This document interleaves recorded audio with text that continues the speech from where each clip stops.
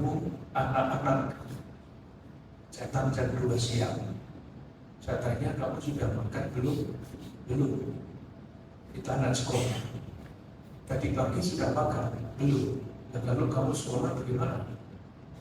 Ada sarapan apa enggak di rumah? Tidak ada. Siang kamu bawa makanan? Bekal? Tidak. Dan terus kamu makannya bagaimana? Supaya tidak pusing, supaya tidak pingsan. Anak itu menjawab dengan tulus, tidak ada kebohongan di wajahnya.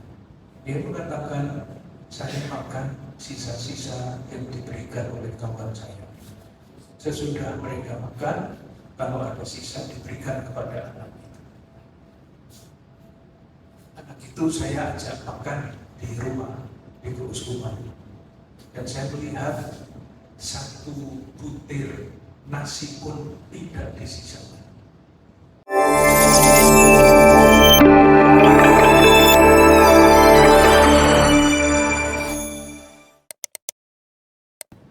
Salah satu yang mendorong teman-teman, khususnya lembaga daya Dharma, adalah kata bela rasa. Sudah sejak lama Keuskupan Agung Jakarta itu didorong oleh suatu dinamika hidup gereja yang dirangkum di dalam 3 kata sejak tahun 2014 ini, yang judulnya adalah semakin beriman, semakin bersaudara, semakin berbela rasa. Itu sejak tahun 2014. Kalau direnungkan secara singkat, kita semua merasa tidak cukup hidup beragama, karena agama itu bisa diperalat, bisa dijadikan alat manipulasi. Maka tidak dipakai kata semakin beragama, tetapi semakin beriman. Iman adalah untuk pribadi dalam hubungannya dengan Tuhan. Dan kita semua tahu Tuhan itu tidak bisa ditipu, tidak bisa diperalat. Maka dipakailah kata semakin beriman. Buah atau indikator dari iman yang amat penting, kalau tidak yang paling penting, adalah persaudaraan. Kalau orang mengatakan saya beriman, tetapi di mana-mana membuat konflik, itu jelas imannya boleh diberi tanda tanya yang besar. Ini beriman sungguh atau sekedar beragama, KTP-nya agama. Indikator yang selanjutnya dari persaudaraan yang sungguh sejati, indikator karena orang mengatakan saya bersaudara, tetapi kalau tidak ada indikatornya, lalu persaudaraannya juga bisa diberi tanda tanya. Ini persaudaraan atau geng, atau sekedar kelompok tertentu dengan kepentingan tertentu. Indikator dari persaudaraan yang sejati adalah bela rasa. Itu 3 rangkaian kata yang menjadi dinamika kehidupan Keuskupan Agung Jakarta. Tentu salah satunya yang menjadi garda paling depan dari gagasan itu adalah lembaga daya Dharma. Itulah yang kemudian pada tahun 2024 yang lalu dipakai sebagai tema kunjungan Paus Fransiskus ke Indonesia. Di tema yang diusung, yang dipakai oleh Paus Fransiskus itu aslinya berasal dari Keuskupan Agung Jakarta. Langsung disetujui karena itulah keprihatinan pribadi Paus Fransiskus sendiri. Itu poin yang pertama. Poin yang kedua, apa artinya bela rasa? Bela rasa itu menerjemahkan kata yang sangat sulit diterjemahkan ke dalam bahasa Indonesia. belum ada terjemahan yang disepakati umum, tetapi Gereja Keuskupan Agung Jakarta menggunakan kata itu. Kata yang ingin diterjemahkan dalam kata bela rasa adalah kata bahasa Latin aslinya yang kemudian menjadi kata bahasa Inggris, compassion. Kata itu berasal dari kata bahasa Latin, dua suku kata, cum itu berarti bersama-sama, patiri itu artinya menderita. Jadi sebetulnya berbela rasa itu adalah rela menderita bersama-sama dengan saudara-saudara kita yang menderita. Itu inti.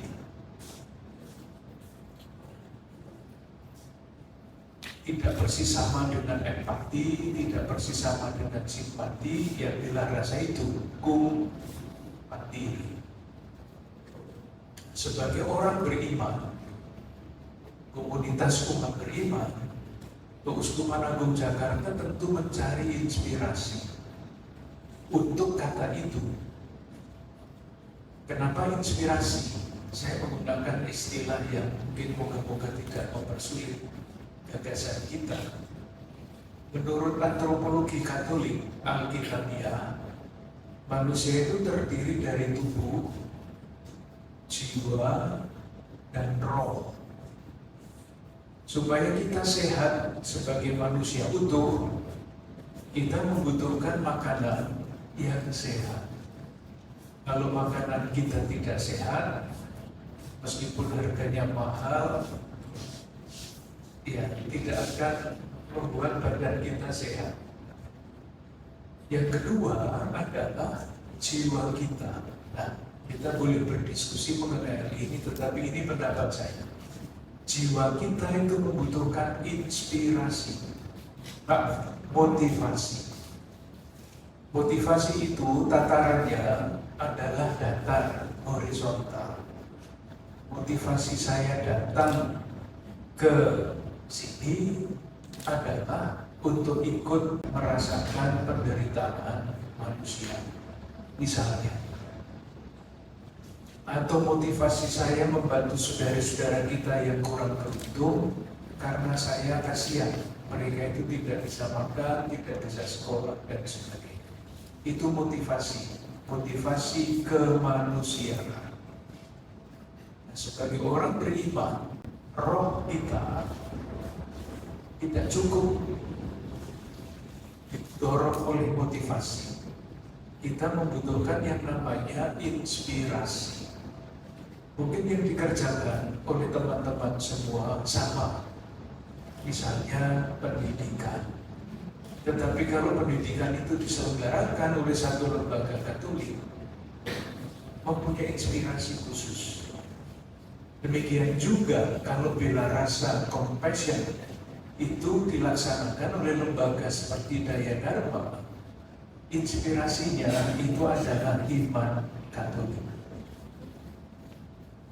Jadi misalnya kalau iman Katolik itu mana sumber inspirasinya?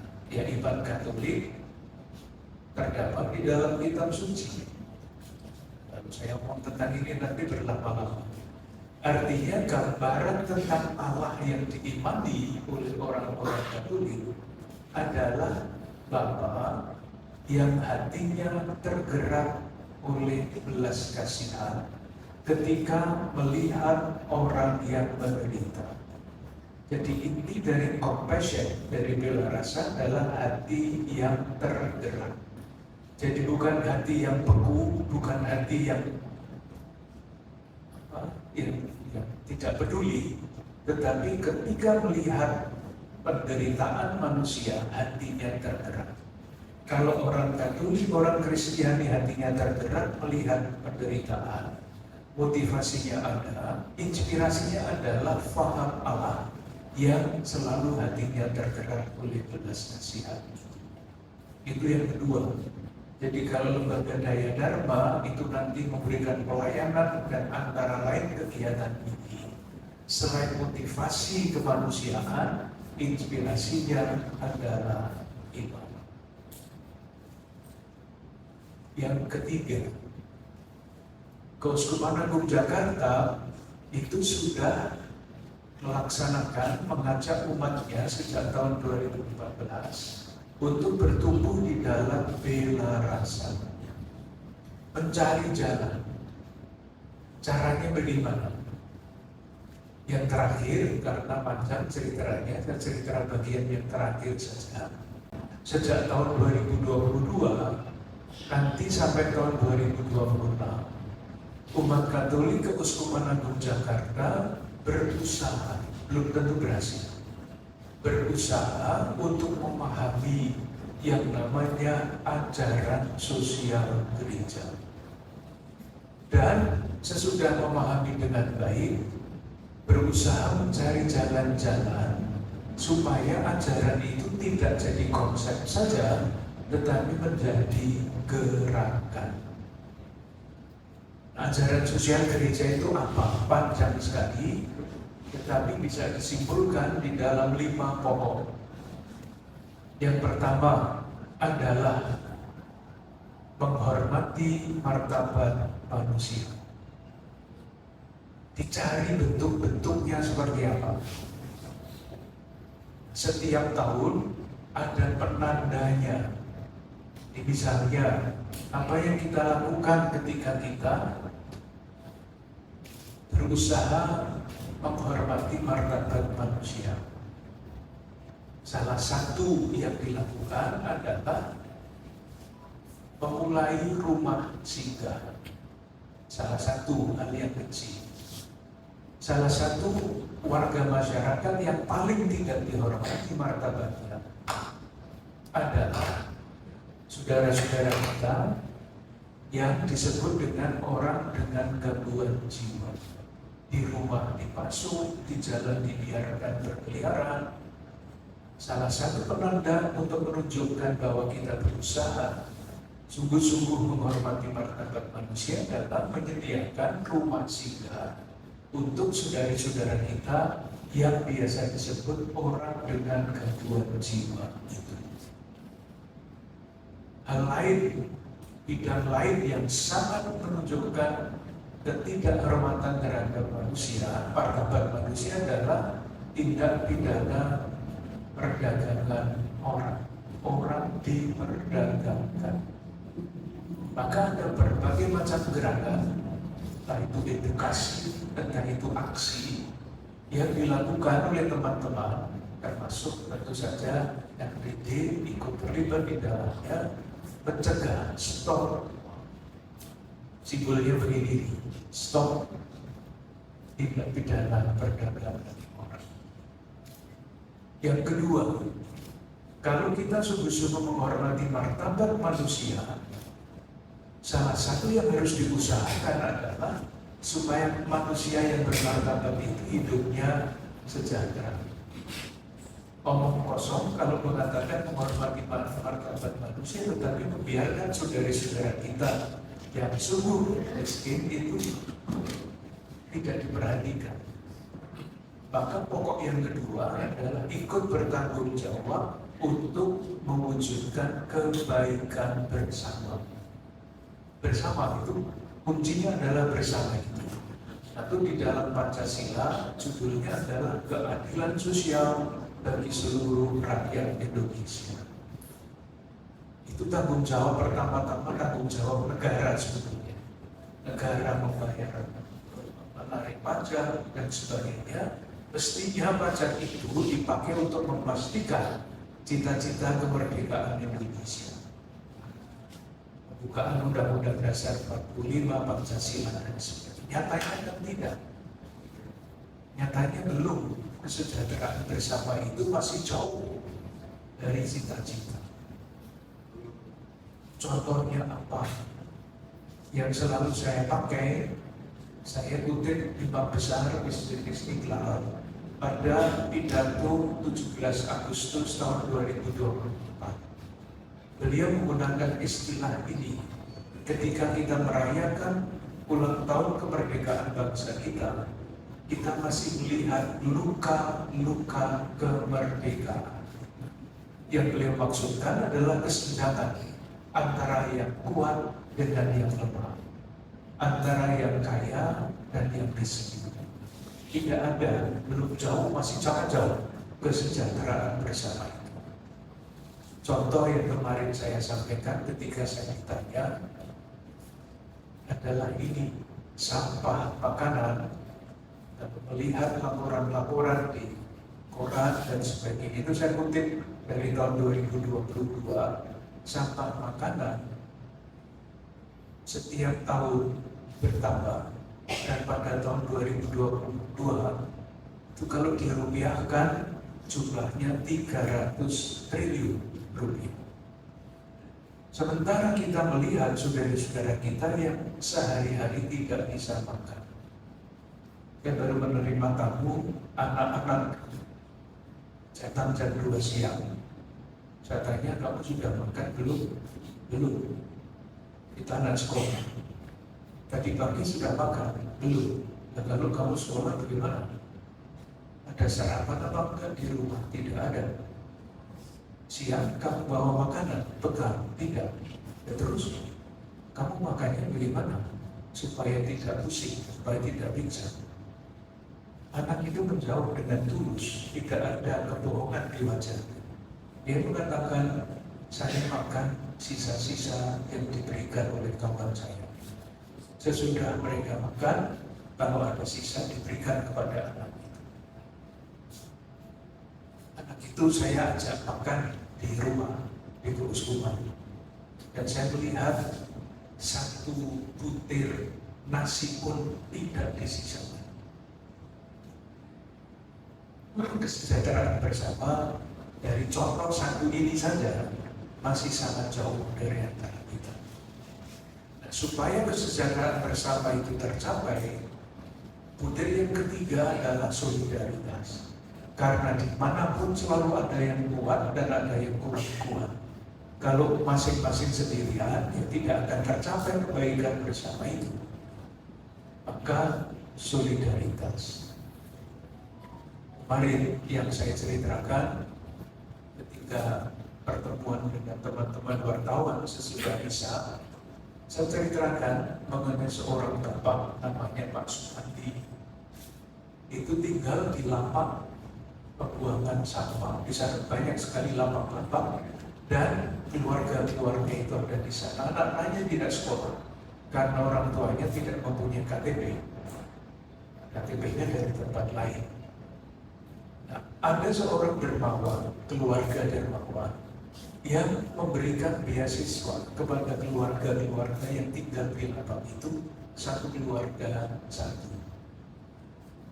Yang namanya Pak Supandi itu mengatakan begini di dalam pertemuan, inilah yang saya rindukan, saya harap-harapkan sepanjang hidup saya sampai hari ini.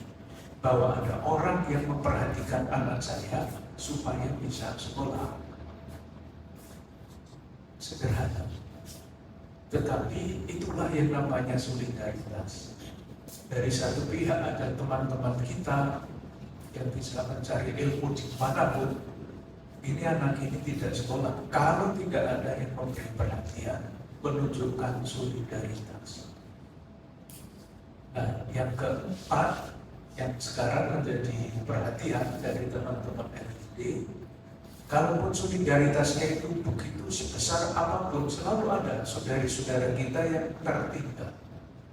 Maka butir yang keempat adalah memberi perhatian khusus kepada saudara-saudara kita yang kurang beruntung.